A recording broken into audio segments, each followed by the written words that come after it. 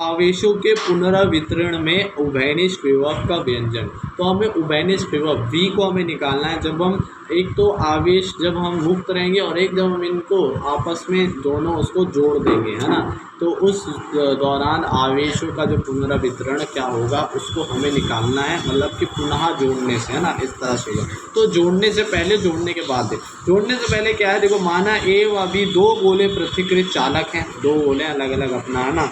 तो ए को जब Q1 आवेश देने पर क्या हो जाता है, विभव V1 हो जाता है। तो जब ए को आवेश दिया Q1 तो वो V1 उसका क्या हो जाएगा, विभव हो जाएगा। तथा B को जब Q2 आवेश देने पर तो उसका विभव V2 हो जाता है। ठीक है। अब देखो माना A व B की धारिता क्रमशः C1 और C2 है। तो A की C1 है, B की C2 है। तो C1 और C2 क्या होगी, देखो भाई किस तरह से, देखो Q1 हमें पता है Q में CV होता है, तो Q1 जो होगा वो C1 V1 होगा और Q2 क्या होगा, C2 VT होगा, C2 V2 होगा। और कुल आवेश क्या होगा, कुल आवेश होगा वो होगा Q बराबर Q1 प्लस Q2। तो Q1 हमारा क्या है, C1 V1, Q2 हमारा क्या है, C2 V2। इन दोनों को प्लस कर देंगे तो ये पहला समीकरण बन गया। अब देखो जब इन दोनों को अब पुनर्वितरण होगा, अब दोनों को जोड़ देंगे तो दोनों चालकों को जोड़ा जाता है तो आवेश का प्रवाह अधिक विभव वाले चालक ए से कम विभव वाले चालक बी की ओर होने लगता है। तो यह प्रवाह तब तक जारी रहता है जब तक कि दोनों में विभव समान हो जाए। तो विभव क्या होता है, एक उससे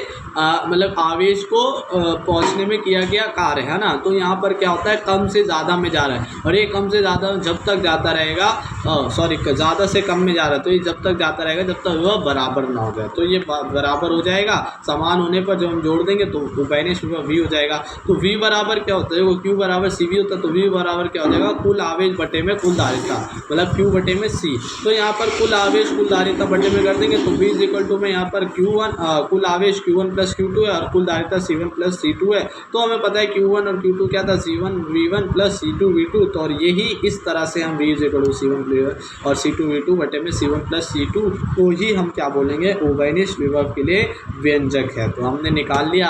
अब एक और चीज़ है, देखो भाई जब हम यहाँ पर जोड़ते हैं तो जोड़ने के बाद देखो यहाँ पर आवेश जो है वो स्मॉल Q1 हो गया और B पर आवेश स्मॉल Q2 हो गया है जब धारिता बराबर हो जाती है। तो यहाँ पर भी देखो भाई हम क्या निकाल सकते हैं, चालकों को जोड़ने पर यदि A पर आवेश Q1 B पर आवेश Q2 हो जाए तो यहाँ पर हम क्या कह सकते हैं, Q1 हो जाएगा बराबर C1 B, क्योंकि V यहाँ पर उभयनिष्ठ विभव है, मतलब वो बराबर हो चुका है, और Q2 C2 V हो जाएगा।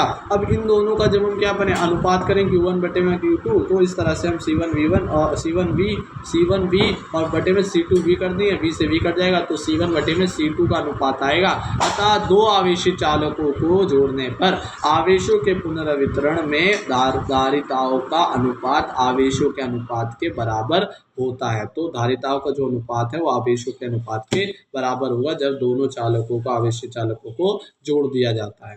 अब हम देखेंगे आवेशों के पुनर्वितरण में ऊर्जा हानि। तो यहाँ पर ऊर्जा हानि क्या है, मतलब कि हम ऊर्जा में अंतर देखेंगे। जब हम जोड़ने से पहले ऊर्जा में क्या, मतलब जोड़ने से पहले माइनस जोड़ने के बाद जो ऊर्जा है उसमें जो हानि हुई है ना, उसका अंतर देखेंगे, मतलब हमें डेल्टा U निकालना है।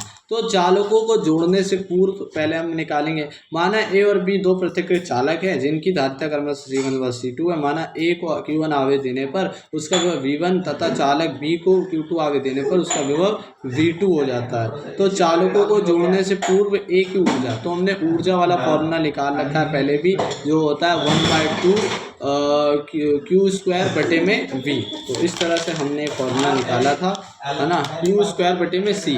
अब यहाँ पर Q की वैल्यू रख देंगे। Q क्या होता है, CV होता है, तो C से C कट जाएगा एक, तो खाली बचेगा एक C, तो CV स्क्वायर हो जाएगा। तो U इज इक्वल टू में CV स्क्वायर हो जाएगा, क्योंकि यहाँ पर हम C और V को ले रहे हैं, सॉरी यहाँ पर हम क्या ले रहे हैं, हाँ C और V को ले रहे हैं, ना कि Q। तो यहाँ पर देखो Q बराबर क्या हो जाएगा, सॉरी ऊर्जा बराबर क्या हो जाएगा, हाफ C1 A की C1 V1 स्क्वायर और B की क्या हो जाएगी, हाफ C2 V2 स्क्वायर 1/2, है ना। अब यहाँ पर जोड़ने से पूर्व क्या हो जाएगा, कुल ऊर्जा जो हो जाएगी U जो हो जाएगी कुल U1 हो जाएगी 1/2, मतलब half C1 V2 square plus half C2 V2 square. अब देखो जब हम इसको जोड़ देते हैं तो जोड़ने के बाद क्या होगा, चालकों को जोड़ने पर विभव क्या हो जाता है, समान हो जाता है। तो V क्या हो जाता है, कुल आवेश बटे में कुल धारिता, जो कि होता है Q1 प्लस Q2 बटे में C1 प्लस C2। और Q1 क्या होता है, C1 V1 होता है प्लस C2 V2 होता है। और यही इससे पहले हमारा विभव आया था। अब देखो चालकों को जोड़ने के बाद क्या हो जाएगा, ऊर्जा एक की क्या हो जाएगी, 1/2 C1 V स्क्वायर हो जाएगा, क्योंकि यहाँ पर V क्या हो जाएगा, उभयनिष्ठ विभव हो जाएगा, V समान हो जाएगा। और जो V है वो भी यही हो जाएगा, बस C2 V स्क्वायर हो जाएगा। अब उसके बाद चालकों को जोड़ने पर कुल ऊर्जा क्या हो जाएगी, देखो कुल ऊर्जा 1/2 C1 V square plus half C2 V square हो जाएगा। अब ये जब कुल जोड़ने पर U2 आ जाएगा, वहाँ U1 था यहाँ U2, बस यहाँ पर C1 V1 की जगह C1 V हो जाएगा स्क्वायर, और यहाँ C2 V2 स्क्वायर की जगह C2 V स्क्वायर हो जाएगा।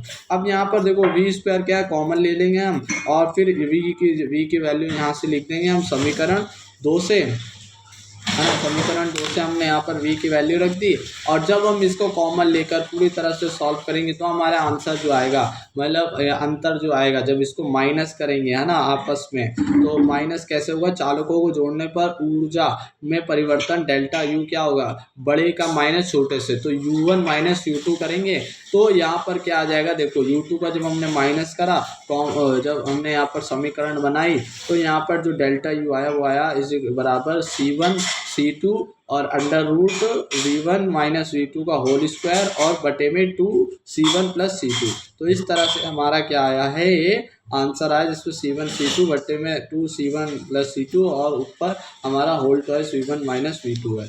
तो इस तरह से हमने ये आंसर हमारा डेल्टा U आया है, जिसको हमें याद करना पड़ेगा।